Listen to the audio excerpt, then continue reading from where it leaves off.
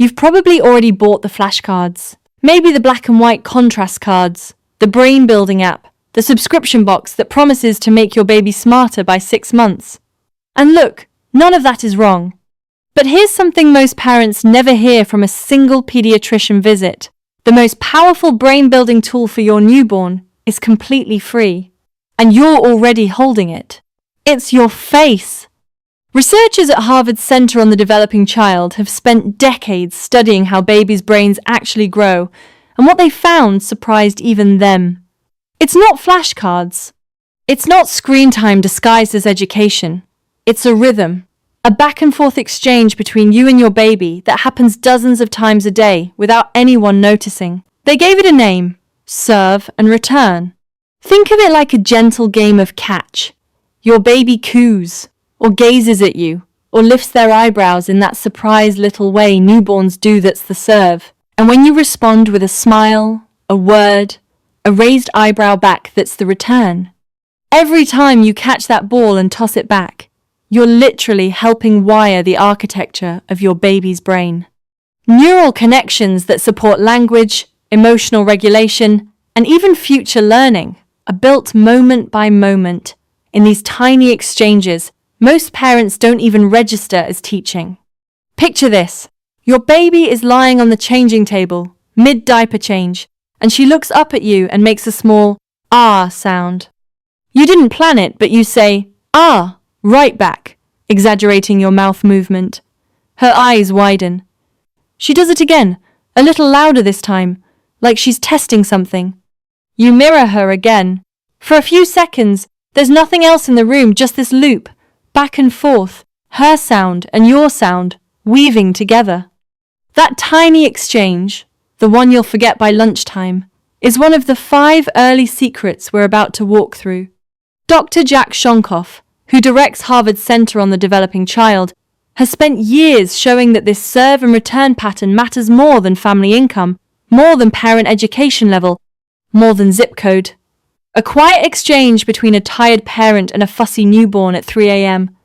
builds the same neural pathways as a calm, well-rested moment in a nursery full of toys.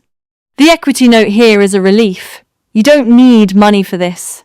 You don't need time you don't have. You need attention, and you're already giving it. Now here's a study that shows what happens when that exchange breaks down, even for a moment. In the 1970s, developmental psychologist Edward Tronick ran what's become known as the still face experiment. Picture it. A mother sits across from her baby, playing normally, smiling, responding the serve, and return flowing easily. Then, on cue, she turns away for a moment, and when she turns back, her face is completely blank, frozen. No smile, no response, nothing. Within seconds, the baby notices. He reaches toward her. He coos, tries harder, points, even smiles bigger, desperate to get a reaction. Nothing comes back. And then you can see it happen in the footage. His little body starts to collapse. He turns away. He fusses. Some babies cry. It only takes about 2 minutes of a blank face for a baby to show real distress. But the moment the mother smiles again and responds, the baby recovers almost instantly. He relaxes. He reconnects. The relationship repairs itself. That study tells us something huge. Babies don't just enjoy connection, they depend on it, moment to moment, to feel safe in the world. And here's the reframe that changes how you see your whole day. This isn't a once-a-day event.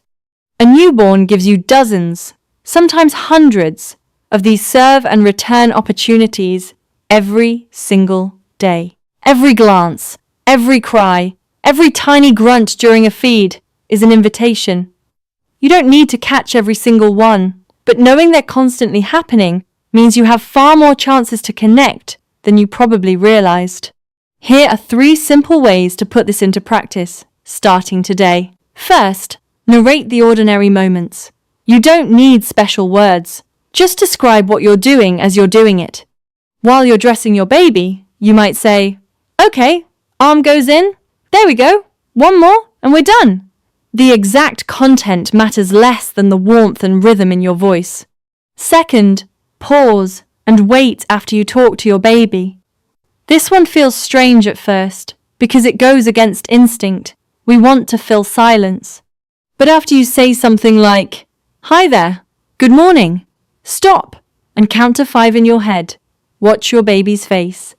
That pause is where the return part of serve and return actually lives. It gives your baby room to respond in their own way, even if it's just a flicker of the eyes or a small sound. Third, mirror whatever your baby offers you.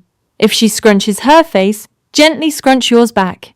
If he makes a soft ooh sound, echo it back to him with the same pitch. He might say, playfully, "Ooh, there it is, ooh." This tells your baby, without any words needed, "I see you, and what you do matters." Now compare this to the baby development apps and smart toys lining store shelves. Those products can be fun, and some are well designed, but they are, by nature, one-directional. They play a sound, show a light, wait for nothing. They cannot notice your baby's specific eyebrow raise at 2:47 in the afternoon and respond to that exact moment. No algorithm has ever recovered from a still face the way a parent's warm smile does in real time. The paid programs can supplement, but they cannot replicate the responsiveness that's already built into you for free and available in unlimited supply.